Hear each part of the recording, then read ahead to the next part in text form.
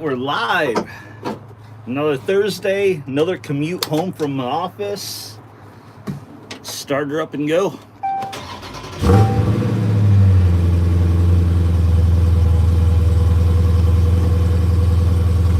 Let it run for a second. Just listen to it because I got no music. How could I have music? I'm talking to you guys. Or about to be, whoever joins in.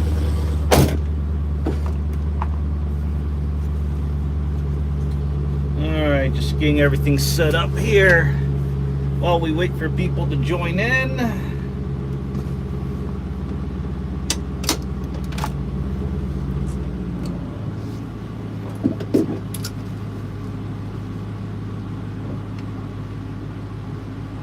And adjust my mirror. Okay.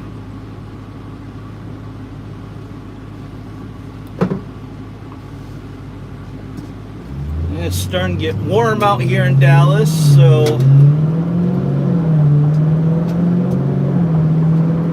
sounds like the AC is blasting really quick here. Hopefully it doesn't interfere with the sound. So today we're going to talk about pretty much anything and everything, whatever you guys want to talk about. Mainly I'm probably going to talk about the big showdown now because we brought that up last week and it happened this past weekend. So that is kind of what I'm going to be talking about in place of things. Let me just get out on the freeway here really quick. Show y'all where I'm at. We are in Irving, Texas. Just on the north side of DFW Airport, the main airport out here in Dallas. All right, we got one person jumped in. We'll switch cameras around again as usual. Actually, I'll switch around now. We'll switch it back once we get to moving, because who wants to look at the back of a GMC Acadia, right? Pretty boring. Oh, here we go.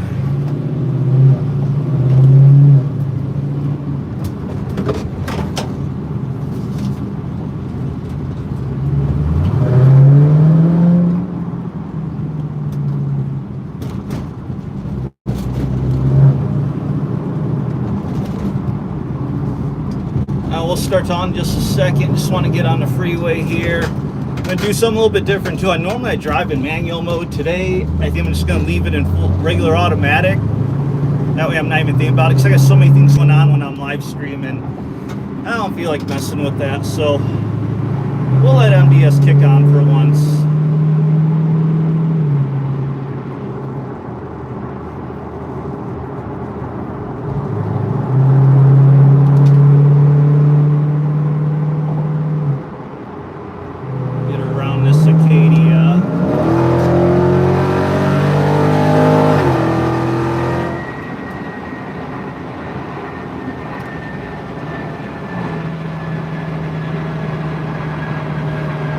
Way to start off the drive home.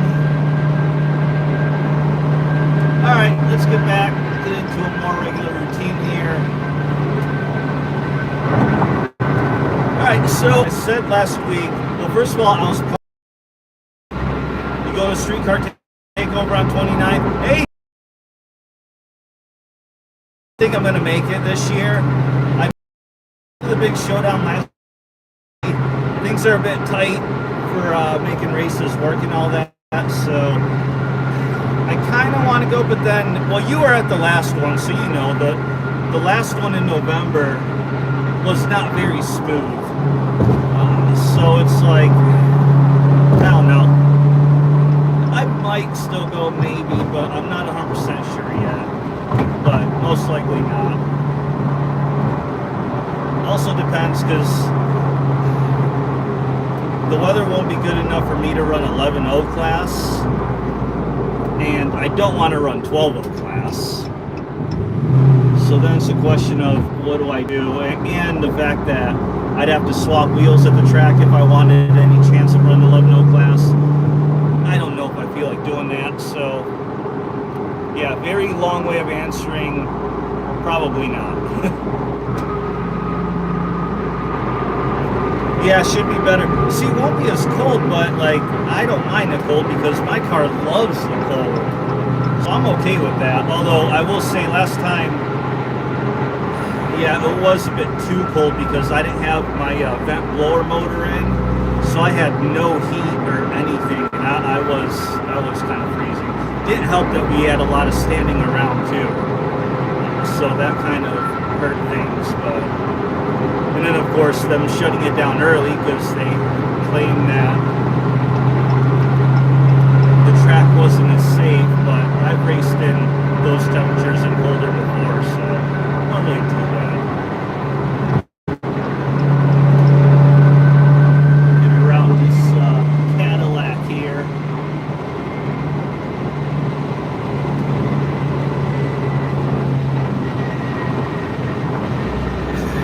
Yeah, people braking at the motorplex is not a good thing. They take a while to fix all that, but then also depends on track. Look at the big showdown. We had a few breaks at the big showdown this past weekend. We had a Mustang broke. Not sure what happened, but they had to push him off the track.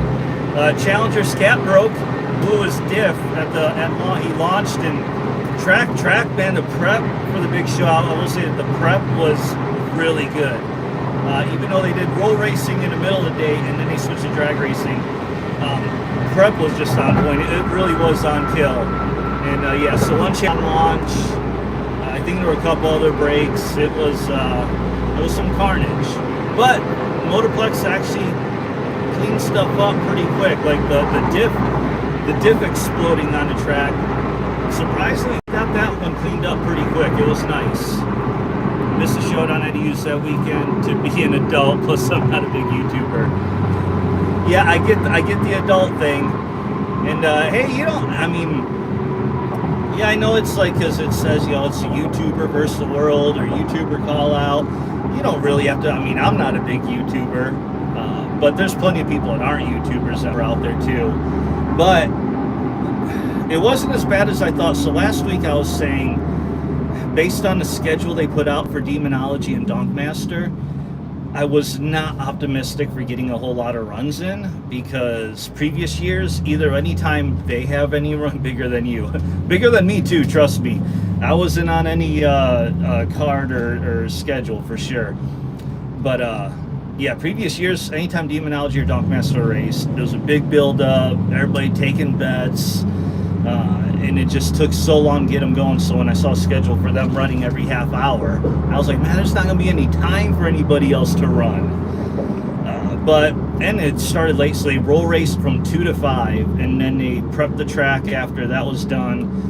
And I pretty much, as soon as they opened up staging lanes for drag racing, I got in staging lanes, and I managed to get one run. Then went around, they did some other classes, and they did a second run, got around, and then I got a third run, so I actually got 3 runs in. And then they were doing like a big tire class and a truck class, and they were calling them out. And I could have done at least one more run, but at that point it was late. I had nothing to prove, nothing to accomplish, no testing I needed to do, and nobody. To tell how bigger, like I had nobody to race really. It was just I was just going in, and whoever I lined up next to, that's who I raced. Still have yet to race a Mustang. I'll talk about that in a minute. So yeah, so I got 3 runs in and could have done 4. I don't know if I would have been able to do 5 if I stayed all night, but definitely 4. Just to guess what's going on, man. So yeah, so my whole thing was I wanted to race a Mustang, because in the 2.5, almost 3 years now I've had this Challenger, I have yet to race a single Mustang. And I used to race Mustangs all the time. I love racing Mustangs. No, I haven't said I race just a 2B. You've got a Mustang. I need to race you. Yeah, I need to get to the. Oh, yeah, I think your car's way. I'm not competing with what you got, so I don't think I got a chance there. Yeah, so I never got a race on a Mustang. What did I race? And I'll put a video will be coming out probably next week sometime. I got a couple other videos I need to finish up first. But I think next week-ish I should get a video out. So first race, I'm trying to remember what the heck I ran. Oh yeah, I ran just the 2B. You'll be out the track this weekend at the diesel truck. Oh yeah, I saw the diesel truck event. Is it just diesels or all trucks? I want to get back. I see a bunch of truck race shows and was it Cowboy Showdown and other truck shows. Trucks. That was, I think, down in Houston was a truck show. Love to start racing. You can, but yeah, you're faster. Oh, it's cars too. Yeah, I'm a solid 11-second car. So I mean, I'm hit 10s, but obviously that takes perfect conditions and weather. So yeah, most people are ahead of me. Diesel event they're allowing cars to this year. That's cool. They're allowing cars. I know. What is it, the other one? Texas Whip Fest, I think, is mainly for big tire cars, but regular cars go in. I know even the Cadillac Club, the V Club, they put on an event. I think it's happening next month too. This month or next month, or maybe June. I know they open up to other makes too. They don't do just Cadillac only. Lower sales for Ram. See, I need to look into that, and I'll talk about that Ram thing in just a minute. Let me just finish up this racing thing. We all start somewhere. Yeah, well, I've been out of racing for a very long time, and this 1320 was my way to get back in. But we'll see where I go from here. I'm not sure. That's one reason I kind of like this. I don't want to go crazy with this car, and one reason I kind of want to get back into trucks is maybe just start some kind of new build and go crazy with the trucks. So, and talking about the trucks, it's a question about the Ram sales. I think, well, everything, I saw some of the stats for the first quarter sales, everything kind of went down for Stellantis. A lot of it, I think, is dealers being greedy, which I'm not going to go off on that tangent right now. I mean, that's obviously being discussed all over YouTube and everywhere right now with what's going on with the Demon 170 and all that. But I see a lot on the dealer lots. There's no supply shortage, and I just think it's dealers are just being greedy with it, and you know, it is what it is. But overall, though, I mean, Ram sales are still good for Stellantis. I mean, of the formerly Chrysler brands, Ram and Jeep are the top sellers, which is why I say, you know, it's not looking good for Dodge. If Dodge flops, like people are wanting the Hornet and the E-Muscle stuff to flop. Problem is if they do, I think Stellantis is just going to write off Dodge and just close shop and be done with it, because Dodge isn't the biggest money maker for Stellantis anyway. Ram and Jeep are. So even though Ram is slowing down sales, it's still selling a whole lot more than Dodge is. You know, the Ram 1500, or I think the Ram trucks, not counting all those Pro Masters and stuff, those alone outsold all of Dodge. Heck, on Jeep side, Jeep Grand Cherokee by itself outsold everything Dodge had. So that is what it is. Okay, so back to the big showdown. First race I did was against a Dodge Ram, speaking of trucks, a Dodge Ram SRT10. It was the 05. For those that don't know what an SRT10 Ram is, it's the Ram that has the V10 Viper motor in it. And it is a true Viper motor. It actually has like Viper on the valve covers and everything. So, and that is, I love that truck. That's like always been kind of like a dream truck of mine. 297 Mods, what's up? If y'all ain't seen 297 Mods, check out his channel, 297 Mods. His name is his channel. He's had a Challenger, JDM, a true right-hand drive JDM. Now he's got a Corvette C5, I want to say. I don't know all the generations of Corvette. 2002, I think, right? So yeah, for first race, I raced a Ram SRT10, which that wasn't even going to be a race. I mean, they're quick with the Viper V10 motors, but not that quick. And he was on street tires. Granted, they were performance street tires, and they were good, but regular cab SRT10 manual transmission, I knew he was just going to spin at the line, and that's exactly what happened. I was halfway down the track before he ever hooked up. So that wasn't much of a race. Second run, I ran a black Cadillac CTS-V, which that's the first time I ran one of those, and I know they're quick, and yeah, he blew me away. Like, it wasn't even a race. My best shot is a lot of people at those races, especially the YouTubers, let's be honest, they suck at the treat. They suck at real racing, to be honest. A lot of them just do roll racing and street racing, and they don't do actual track drag racing. So a lot of them aren't really that good, especially at the tree. And they were running a 400 Pro Tree too, which is hard enough. Yeah, a lot of them are about the clout. They don't care nothing about racing. So that was my advantage. I was hooked. Cause I'm pretty good at the tree, and I've got this car. I know how to handle a tree. The 400 makes it a little bit tougher. I'm better with the 500 Pro Tree. So that was my advantage. But the CTSV, well, he wasn't a YouTuber that just street races. He drag races, and he had a pretty good. Okay, hold on a second. Watch. Oh, damn, that was an arrow. I'm trying to make it over here. So yeah, the CTSV actually knew how to race and knew how to run a tree. So I did still beat him off the tree, but nowhere near enough to make up the difference in performance, because he's built out, and he was running no time, I think, so I have no idea what time he ran, but he was easily, my guess, mid 10 second, maybe low 10 second car, maybe faster. I honestly don't know. He was like I said, I had no shot, and my car did not run very good Saturday at all. It was coupled 1 to 2 tenths slower than I think my car should have been, given the weather and everything. So sorry, I gotta turn around here.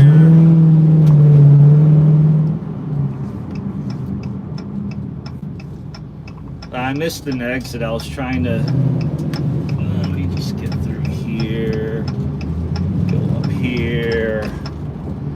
I was trying to get ahead of a huge line of cars turning onto the freeway, and I was hoping I'd be able to cut in somewhere. That didn't happen.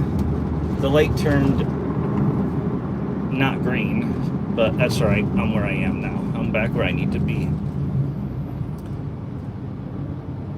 Gee, just a 2V. I'm about the race. That's why my YouTube is small and crappy. Hey, I mean, that's pretty much the same thing going on with me. I mean, I'm growing. We got some decent vids, but like all my drag racing vids, like one where I won, I raced the Hemi Shootout last year, the Model 3 Hemi Shootout, did really good, won the series championship, and that series championship vid is like, I think 700 views from back in late October, November, so it's had all that time. 1320 Shootout drag race vid, that had, I think that one did decent, like 2,000 or something. But most of my actual race vids, the real racing vids, don't perform very good. But then you get the ones like my one where I went to the dealer to try and score a Demon 170. I put that one out because, one dealer, I figured they were going to put markup on it, which they did, even though, anyway, that's if you haven't seen that video, I talk all about that whole scenario. But that video was, I went to a dealer and tried to get Demon 170, that was on topic, bam, that thing blew up right away. Negative ones blow up like, it's just what it is. Which I tried to do, mix in some other non-drag race, and I have truck stuff too, because I do have a Ram, I tow with it, I do the RV life thing, and since that's technically automotive related, not necessarily racing, but hey, if you race, there's RVs at racetracks, so I figure a lot of race people can relate or can use the RV type videos that I do, or towing videos, so I just leave it all on one channel. Alright, so back to the big showdown. So we had our second race against the CTSV that I had no chance in. Then my third race, let me see if I can remember. I already forgot. It's been a weird week. Who did I race my third time? Oh, that's right. Okay, so I raced a YouTuber. I need to check out his channel. Because he was a YouTuber, so I don't know if he got footage of our race. SRTG. Or SRT Gee. I don't know if it's G or Gee. So, funny is, I have a street right by where I live spelled G-E-E. and nobody knows if you pronounce it Gee or if you pronounce it G. Literally, nobody has a clue. Anyway, this YouTuber, that's his name, SRT Gee or G. I don't know. I need to watch his channel, see what he calls it. So it's SRTGEE. I need to see if he's put up a big Showdown video. So my last race, I raced him. He's got a Hellcat, and yeah, I won. Well, first he red lit, so we went to staging, and he rolled right through the staging beam. So we both pre-staged, and then I think he fully staged right before I did, and then I fully staged, but then he just rolled through and broke the beams and red lit, so it was like instant win.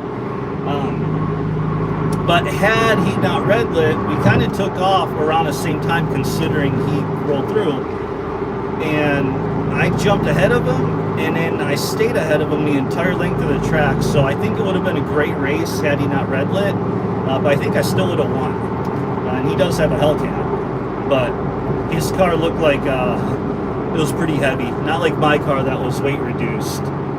So, and of course I had a GoPro on my hood facing the other direction. I move it depending what lane I'm in. And I had a perfect view of him on that thing, except I freaking forgot to turn my GoPro off on the hood from my previous race. So it just been recording for like an hour and a half straight of just nothing. And so by the time we got to the race, the battery died just as I was pulling up, and nothing I knew about that at that point.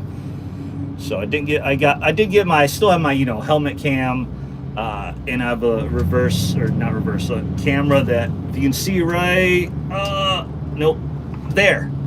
That is a GoPro mount I've stuck onto my third brake light. So I put that one, get a rear view for those times. I think I one time played around and calling it my gap cam, because that's the only time cars will show up is when they're way behind me, which does happen. Yeah, I need to get a 360. I need to get a 360 cam too. There's quite a few people out there at the track that had those. I definitely want to get one. It would make it a lot easier, because I've got my helmet cam, I got this cam right here but facing forward, I've got that camera doing a rear view, and I put one, the one on outside I've been moving around sometimes. Well, if I'm bracket racing, I'll put it right above the tire so I can have a perfect side-by-side shot of the finish line to help me with bracket racing. And you know how it is with bracket racing, don't figure that out. And then other times, like one time, put it on my quarter panel facing forward, see if I can see any tire lift. And I've been playing around, putting in different spots. Eventually I'd like to get some more GoPros, but it would be nice to just have one 360-degree camera and get that. All right, so good day. What is going on? A lot of new car interiors have the touchscreen sticking out like a wall-mounted TV or tablet. You dislike that? No, I get what you're saying. The RAM, well, obviously you've got the Teslas are just a tablet. Like, I'm waiting for the day that they get smart, and I have a feeling Ram will do this one day, because Stellantis wants to be a tech company. I've been saying that for a long time. They want to be a tech company, and what's one of the things you have in tech is tablets. And I don't know if somebody has this already, but I would think one day they're going to make a center screen that just detaches, and then you have a tablet to use like a regular tablet. When you get into your car or truck, plug it back in, and now it's your car's center screen. And then they could sell tablets without cars and make more money. I feel like that'll happen one day. But yeah, now they have so many, like the Grand Wagoneers and the newest Ram that they're coming out with 25. They're taking cue from the Grand Wagoneers that have the center screen, the big old screen for the cluster. Then they have the passenger screen. They have a screen back. There's like 7 or 8 or 10 screens on those things now. It's crazy.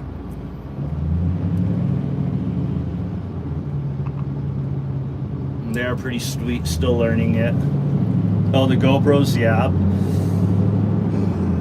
I need to get better at it. I also need pit crew. I wish I wasn't always going to races alone, because it would be nice to like have somebody there for the external cameras to, turn them on right before you get up to the burnout box. But it's like I don't want to be that guy holding up the line or whatever. So I'll usually wait till, not before you wait to get to the burnout, but when you're like second or so in line, because I gotta sit in, get the helmet on, and get the seatbelt on, and get prepped, and I don't like rushing that. So I'll usually run outside, hit the power button on the camera to get it start recording, and then run in and try and get ready, because I don't like getting ready last second.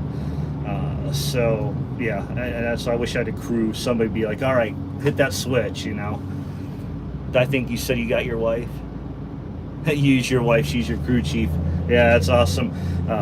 My wife has been to 2 of my races, and those were the ones in Houston, because those were easier to do, because she's not a car person, she's not into racing.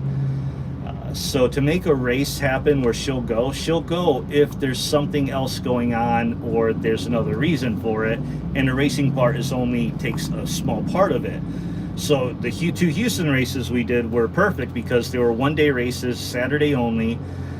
Being in Dallas, 4-hour drive, so we can get there. We can get there Friday at a decent time, go out on town, have dinner or whatever Friday night, race Saturday, and then go out Saturday night somewhere on Houston, and then Sunday take our time getting up, do whatever, just kind of make a weekend out of it. But when it's a race where it's a full weekend race where it's nothing but racing, yeah.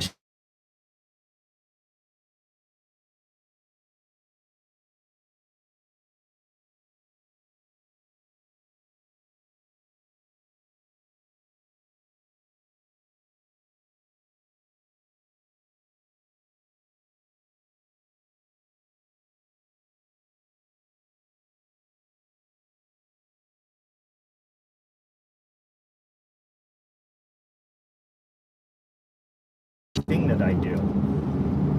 All right, so now working back to the big showdown. We finished our 3rd race, and again, there'll be a video out with this probably next week. At that point, it was like 8:50. It was just after 8 o'clock, and they were calling out all the big tire cars and trucks to run. They were running like a separate class for them. Most of it was just grudge and test and tune. So I figured if I had gone back in the staging lanes at that point, I'd been waiting for them to be done, and by the time I got back out, it'd probably be after 9. And then Demonology and Donkmaster, their title race, was scheduled for 9:30, and I think they were closing up at 10. So I don't know if they were going to have cars go through after their race. So at that point, I would just I'm just going to load it back up on the trailer, and I didn't want to be getting home at 3 in the morning either, because with the car and a trailer, I don't like leaving it outside for obvious reasons that we all know. So I wanted to get my car off the trailer and back in the garage that night. But I have neighbors, and I try to be a nice neighbor, because we're all pretty close together. So I don't want to be waking everyone up, banging around, because them U-Haul trailers, man, they're loud. Pulling them ramps out, put them in and all that, man, that metal clanking is loud. So yeah, so I just called it a night at that point and went home, because again, nothing to prove, and my car wasn't running what shit. I ran first run 11:31, and the last 2 were 11:4s, and the DA wasn't too bad. I want to say it was like 1,300, and for my 11:4 runs, it probably dropped down about 1,000, maybe under 1,000. So really, my car, similar, actually slightly higher DA, and I know there's other variables too, but just going off DA alone, similar to the weather we had at the big showdown last year. And last year I ran 11:25, I think I had like 11:30. It was all 11:2s, 11:3s, and I did throw Boostain into the car, because I was part of Team Boostain. So I had my Team Boostain shirt, sponsored driver shirt, which is pretty cool. And they threw me a can of Boostain, so I put that in the tank. And I don't know if maybe part of it was just, it seems like these cars, they do adjust to fuels and higher octane, but I feel they take time to adjust. And I think dumping it in before my first run and then just getting 3 runs, I don't think that was enough time for everything to adjust. I've noticed the same thing another guy I raced with. He was having trouble getting out of the 11.7s, and he was racing 11.5 class. Now, he didn't use boosting. He actually got some straight up MS-109. And he dumped a whole bunch. He dumped pretty much a whole 5-gallon bucket jug into his tank that only had like, oh shit.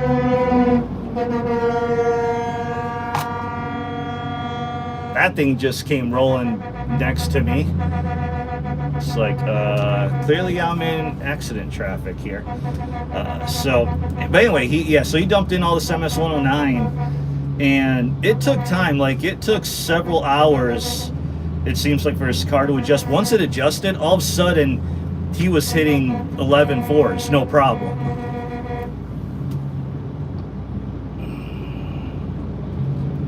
Okay, so my fastest in the quarter, that is the record. I got some videos from the other month. I went down to Houston in January, and I hit a 2:10.9s. So my fastest is a 10.98 at 123 miles an hour, which was my goal.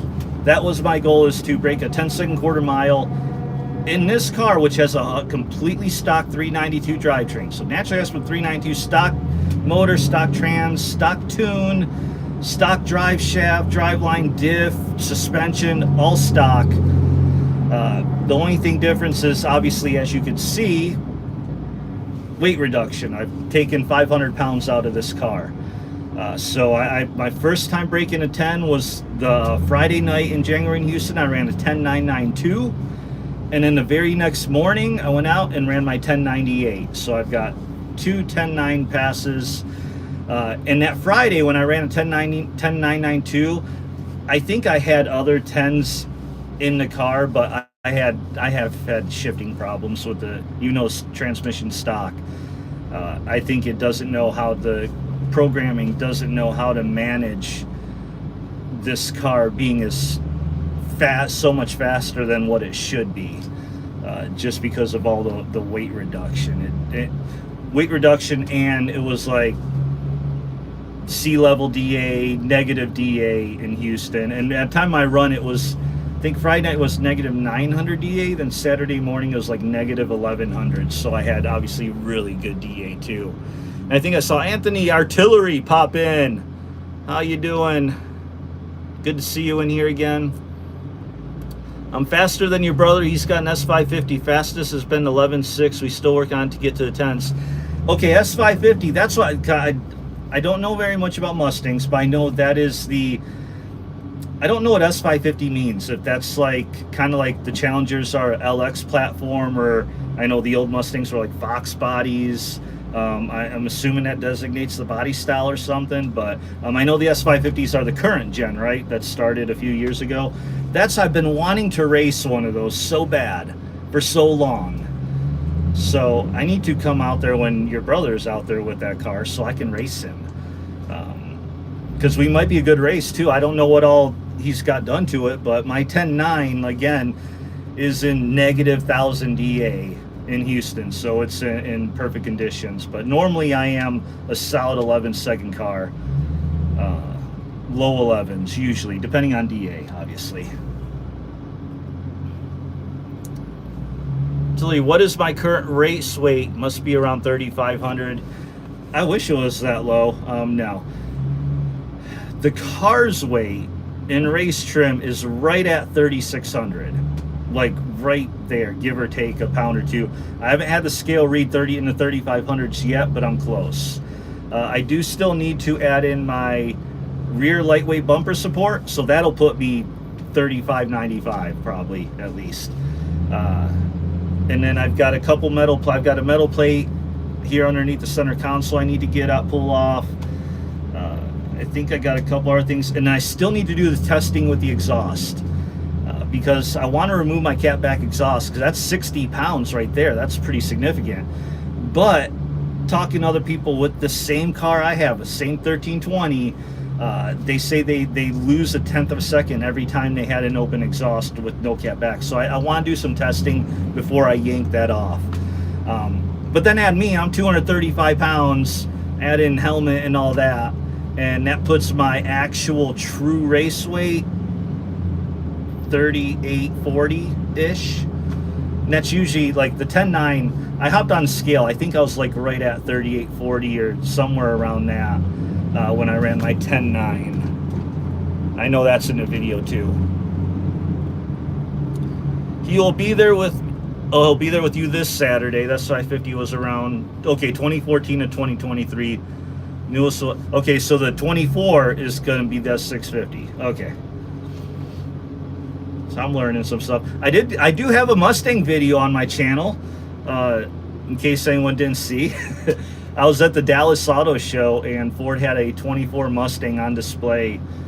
So I just did, because when I got this car, before I ordered it, you know, I was looking for videos that was just like a walk around of the color and all that. And I didn't really want like one of those full-on 20-30 minute ratey rides reviews. Like I did, you know, sometimes I don't want that. Sometimes I just want to see the car like a walk around. That's all I want to see.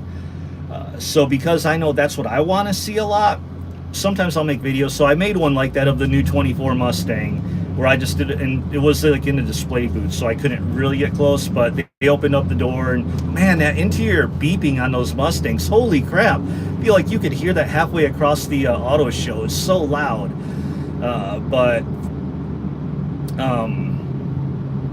So yes, I did walk around. That video actually did pretty good. I think that's up to like almost 10,000 views or something crazy like that.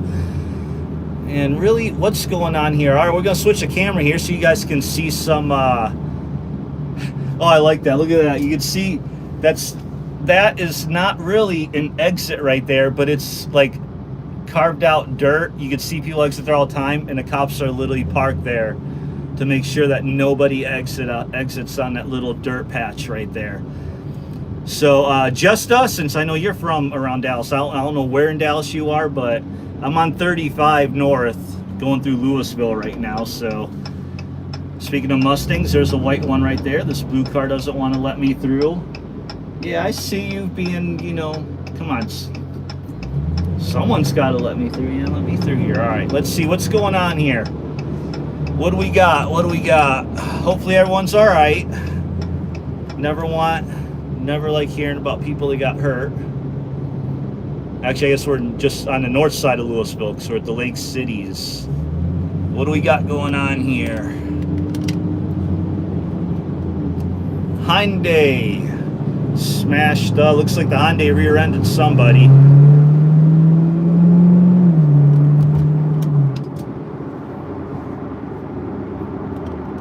There you go. Look at your live traffic report for North Dallas. Okay, let's see what we have. Did those open exhaust cars have a tune? Okay, so the open exhaust car, it is another guy with a 1320. So it's another guy with 1320. In fact, he's the guy I bought my rear billet specialties off of, because he did a 15-inch conversion. So he had these 17s, and he decided to sell them. So I got them for a little bit cheaper than I would have new. Anyway, 2019 1320. He has electronic cutouts. Now he doesn't have a tune, but he does have the Advanced Fuel Dynamics Flex kit. So he's got the E85 Flex kit on his car, which is not the same as a tune. So stock tune otherwise. But yeah, so I was talking to him when I picked up my wheels from him to get my wheels. I was talking to him about it, because I was hadn't quite done all my weight reduction yet, but I was done a lot of it. So I was talking to him about some of the stuff I planned, and at that point I planned on removing the cap back. Hold on, I gotta merge here really quick. All right, get on my way. Yeah, there we go. So that's what I was talking to him about, and he said, yeah, every time he went on a track, he opened up the cutouts, he lost a tenth every time, considering he said he did it several times, tried different days, and it just always happened. But yeah, so he had the E85 kit, Flex Fuel kit. He had the, I think the MSD coil packs, minor, just bolt-on stuff, nothing big, just minor bolt-on stuff. So that's why I want to test it, and pulling off the cap back on these cars isn't that hard. So I'd like to get a rental day. I don't want to do a test and tunes get so packed. Sometimes you're lucky to get a couple runs in. So I want to wait till I get a actual private rental day, to where, those days they limit it to 20, 25 cars, and you can get like 20 runs in easily if you wanted to. So one of those days I want to go in, make a bunch of runs, obviously trailer my car in, so I don't have to worry about putting the exhaust back in. But trailer a car in, make some runs with the exhaust, yank the exhaust off at the track, and then do some more runs, see what happens, and then trailer, because I wouldn't want to put the exhaust back on at the track. I'm too old to be doing stuff, swapping and stuff at the track unless I have to. So then I would just throw the cat back in the bed of my truck and call it a day. But one day, sometime this year, I'll get that. I'll make that happen. I just don't know when. He has exhaust converter and a few other things, I believe, but he will have it out there. Still NA. Oh, okay, so he got his, got exhaust convertible still NA. Yeah, I definitely won't be able to come out this weekend, for sure. Not after I went racing this last weekend, and I got a lot of adulting I need to take care of. Mainly take care of the government taxes. I owe them a crap ton of money so far. I haven't finished doing my taxes. I have a lot of expenses to write off, so hopefully I can whittle that down to nothing. But I have a lot of stuff to go through for that. Oh crap, I lost my...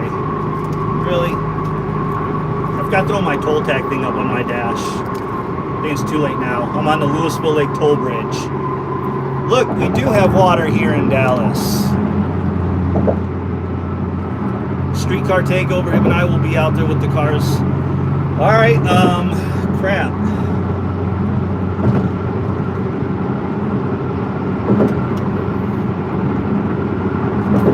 I'll see. You got me thinking. If I can get a race in with him in his Mustang, which is something I don't want to do for a long time, I might have to make it out. So you got drag wheels for the car too, or swap them out track, or is he running on the stock wheels?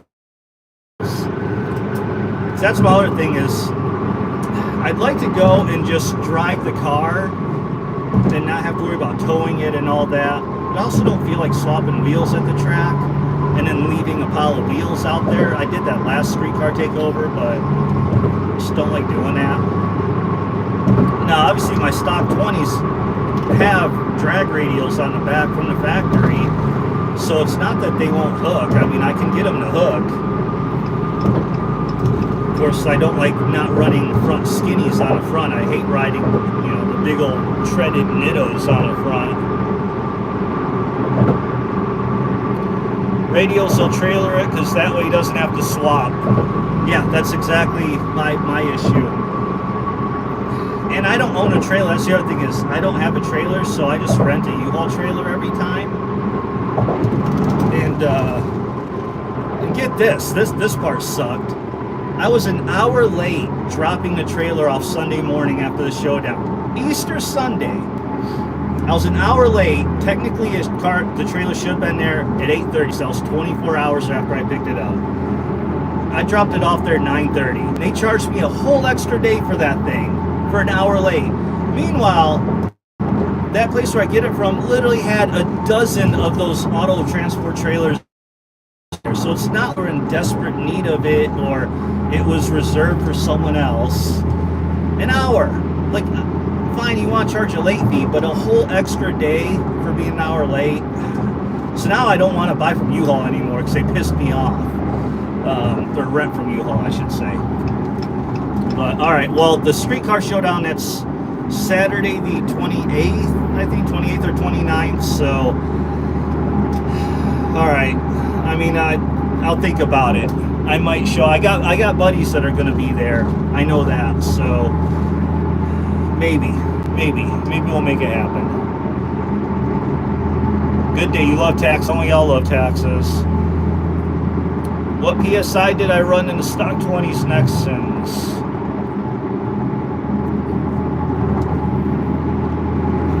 Okay, so Normally, now it all depends on the track, obviously. But the only places I've raced with on my Nexans was Houston and the Motorplex, and they both had prep was outstanding. Like, which is one reason I'm missing Houston. They always had good prep, but TJ is the guy who normally preps the track here at the Motorplex, and the prep is really good. Like, compared to the other tracks I've been to, Orlando Speed World, they have prep issues. They don't know how to do it. Kansas wasn't bad. Kansas was pretty good. Detroit, those new ownership, it was decent. I won't say it was bad or anything, but nowhere I feel preps as good as Motorplex and Houston has. So, given that, I normally always ran between 22 to 24, usually about 22, 23 PSI in my Nexans. One time it was really cold and it was a street event and wheel hop pretty bad, so I lowered it down to like I think 19 or 20, but that's it. Most of the time was always 22, 23.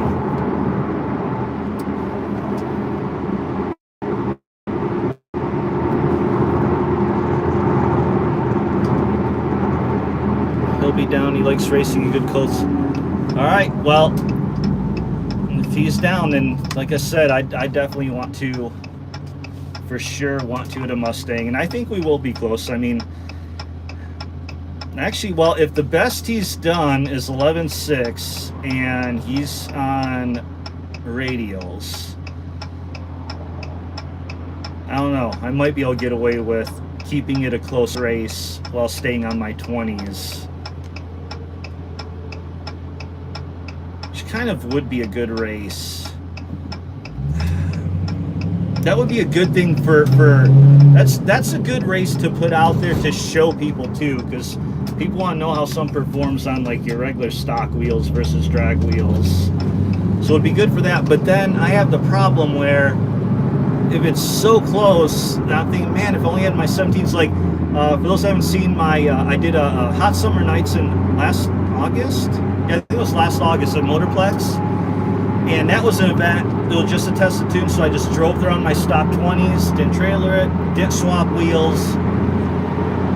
And I got in, oh, what the hell? Oh, that's because this dude cut off this truck and trailer. That was close. But this truck is freaking going fast for towing a trailer all filled up. Anyway, I ended up racing a 2020 Camaro ZL1.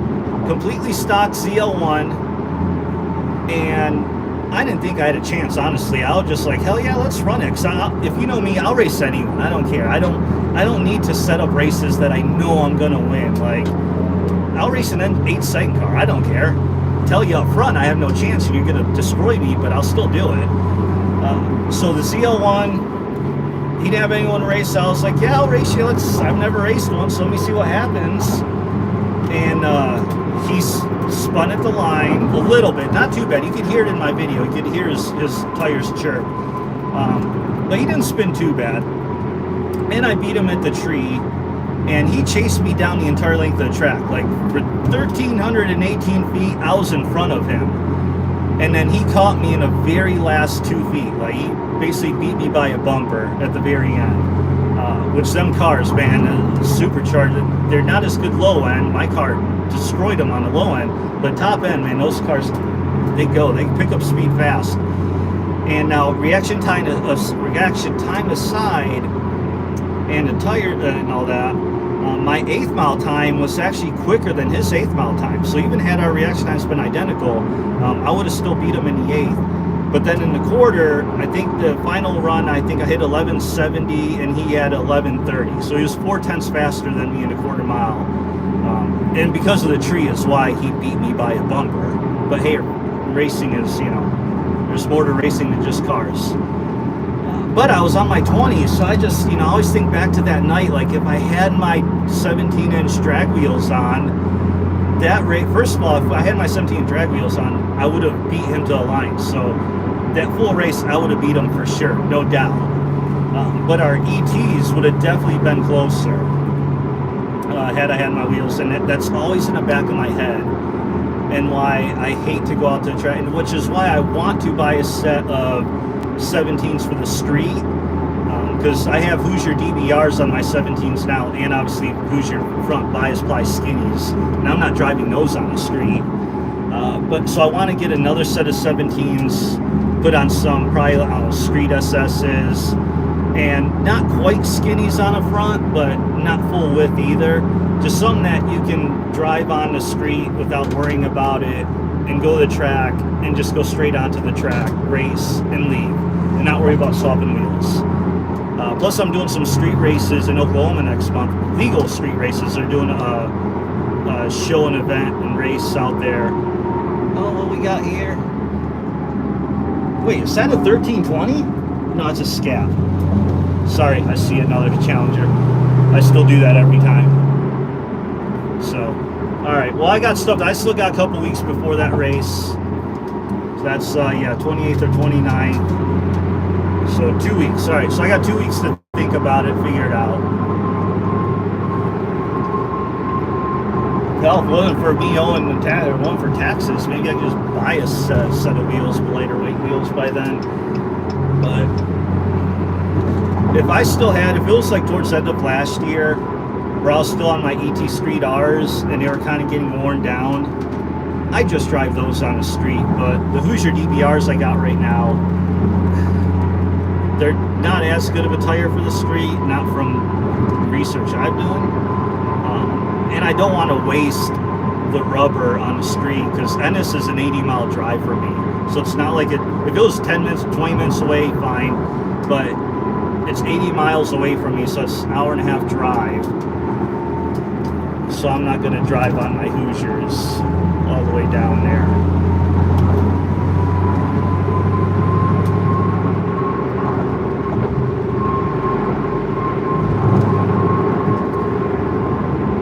Found out Dodge made 334 22s. All right, let's 334 22. 91 of those are Wait, 90.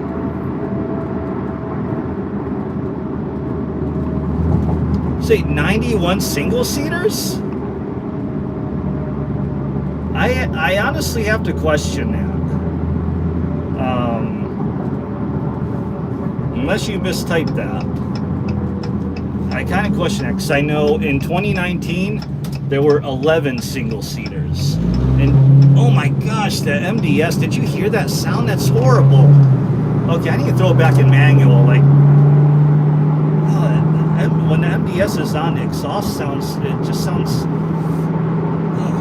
disgusting. Yeah, so the 3 single seaters in 2020. 21, I'm not sure, but it can't be that many. Yeah, I don't know how much I trust that number of 91, especially how 334 1320s, that's, 30%, probably a little less than 30% ordered.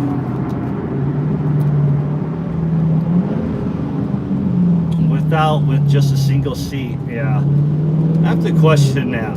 I'm not questioning 334 total. That to me sounds like a legit number based on other years.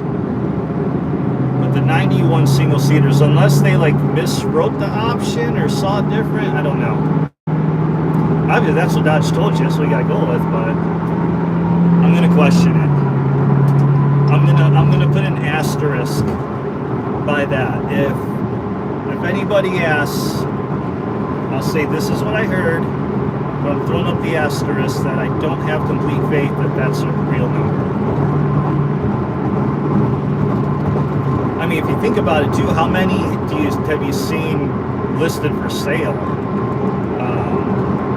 Man, I wish that there was an insider named Plum Crazy that for many years, he's the one that put together all those config sheets, the one I got.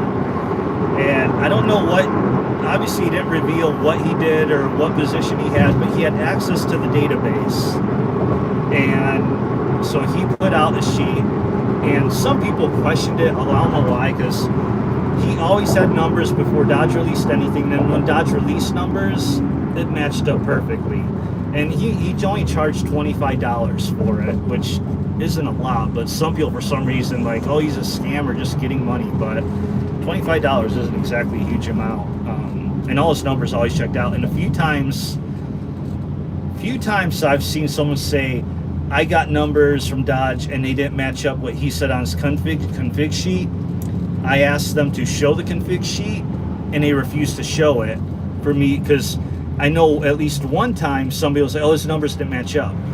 But it was literally because they were not reading his config sheet right, because they're really cool. He showed the percentages of all the options and what percentage of all the cars were ordered with or without that option. And using those percentages, you can figure out how many cars came.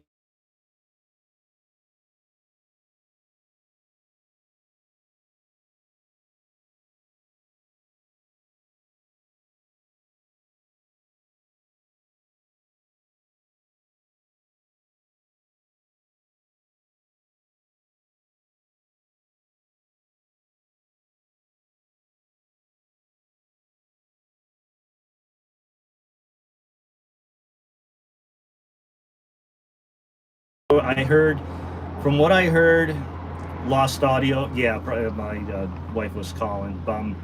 5 minutes from home. But yeah, plum crazy. I heard, rumor had it he got sick or something, and he just had to leave whatever job or role or position he had. So he's no longer there, so we no longer get any config sheets, because we would have had all these answers perfectly. And I don't know, maybe that's where Mopar Insiders got their info, because Mopar Insiders also every year would put out the production numbers and break it down by color. They would put it out for the 1320s. They put out for Hellcats, like, here's how many of these were produced, and they broke it down by color. They haven't done that either in the last couple years, so could be that they lost their source as well. And it could be Dodge Dodge seems to be getting stingier with some of this info. Maybe they're sick of answering people's emails. Maybe so many people are learning about these emails that you can send Dodge and they give you this info that they're getting a whole bunch and they're getting sick of them. Not good customer service, because I mean, if you're in customer service, I mean, those are the good emails, because you don't have anyone mad at you. You can help someone be the hero for at least that moment. So if I were in customer service, I would want those kinds of tickets or, things. Much better than dealing with pissed off people. Yeah, no 21 or 22 colors released. Yeah, I saw that. Oh yeah, I've been watching you do that over on Challenger Talk, getting them one at a time, which that's rough. But hey, kudos to you for working on that, putting it together. And so, I mean, whether or not it means anything, people can debate that. People can argue over it. But regardless, it's cool to know. It's just interesting fact to know how rare something is, whether it makes it valuable or not. It's still always fun to know. Got all the 22s, still need 21. Yeah, that's weird that you would think that the 22s you would have had in the 20 or 21s, and you're still working on 22s. Sorry, I see another. Oh wait, he drove by. Can't see him anymore. Another Challenger over there.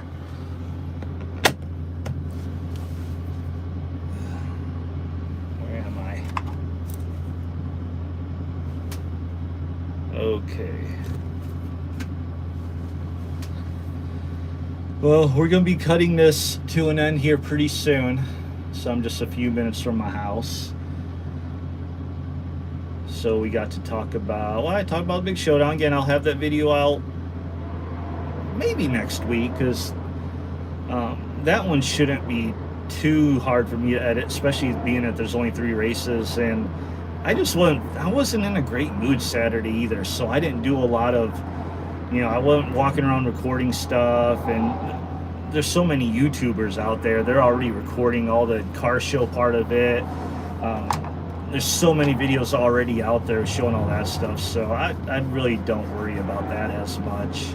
And then Saturday, I just wasn't feeling it, so I was just like, let me just get the races in, do like a quick intro, and kind of do a quick outro, ending, wrap up, whatever you call it, at the very end. So I should be able to get that done. Route 66 street drag. Oh, dang it, I'm not gonna make it. Stupid light. Route 66 street drags in Kingman next month, 3-day event. That's pretty cool. Hey, you know what weekend that's gonna be? We might both be racing on Route 66. Because I am, okay, green light here. I'm actually going next month, May 12, May 11. May 11-ish, somewhere around 11 or 12, whatever falls on a Friday and Saturday. They're doing a Southern Plains Mopar Fest, and it's in Bristow, Oklahoma, right on Route 66. Part of it is going to be a fundraiser. There's an old Chrysler Plymouth tower neon sign from back in the day, back when, you know, Route 66 was still a big thing. May 19th. Okay, so it's not going to be the same weekend as mine. So they're doing this, like, they want to restore that tower because that dealership is done, and obviously Route 66 died. But they're doing 8th mile street drag, legal arm drop street drags up there in Oklahoma on Route 66. So I'm definitely going to do that because I've never done that, and it'll be interesting. And it's going to be the way they're doing, because it's part of the Mopar, Southern Plains Mopar Fest. They're doing it all Mopar only for the first half of the day, but then in the evenings, Friday evening and Saturday evening, like after 4 p.m., they're actually going to open up to all makes and models. So anyone will be able to go out there and street race legally, street drags on Route 66. That's pretty cool that you'll be on Route 66 also doing the same thing, just 1,200 miles away, or however far Kingman is from Bristow, Oklahoma. Is it's just a little southwest of Tulsa. So I want to say probably about 1,000 to 1,200 miles. Okay, so with that, I am just 2 minutes from home, and I probably need to call my wife and tell her I'm 2 minutes from home, because she's probably be like, why haven't you answering my calls? And I'm going to get into this whole thing like I'm streaming, that's why. So, thanks for hanging out with me, because I was not feeling very good today either. But this is always a better part of the day. And again, I will keep on doing this. 1,085. So there it was. I was right there between 1,000 and 1,200. I've driven through there. But so yeah, so I will be back next week, Thursday. And I think this is I've never been this consistent with well, I've been this consistent with other things, but not YouTube. So this is my, 5th Thursday. I did miss that one, but that's YouTube's fault that I missed that one Thursday. I know it's YouTube's fault because I had other people try to go on stream. Swayze, I follow him. He's from Utah. He tried to go live at the same time I did, and he couldn't go either. YouTube kept giving him errors. So other than that, I've been on every Thursday at 6, give or take 5 to 10 minutes, and I'm going to keep doing that. I'm going to do that again next week. So have a good weekend. Anthony, you have a good weekend. Everybody have a good weekend. I'll try to get some more regular videos out here soon. Appreciate you joining in, jumping on, watching. Keep me company on my commute home. Be part of my traffic cam, and see you next week.